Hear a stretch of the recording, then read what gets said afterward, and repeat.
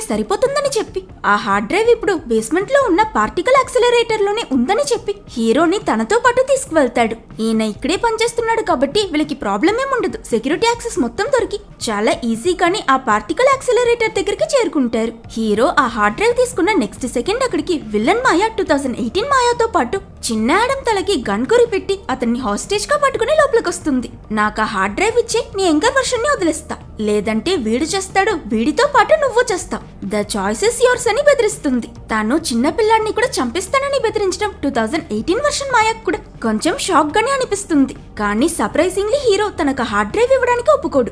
దీంతో వాళ్ళ నాన్న ఇంకా లిటిల్ ఆడమ్ ఇద్దరికీ కోపం వస్తుంది. హార్డ్ డ్రైవ్ కన్నా ప్రాణాలే ముఖ్యం, అదిచ్చే అని అతన్ని తిడతారు.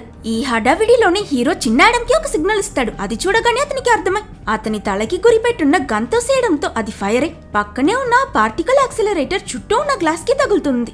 దీంతో ఆ మిషన్ చుట్టూ ఉన్న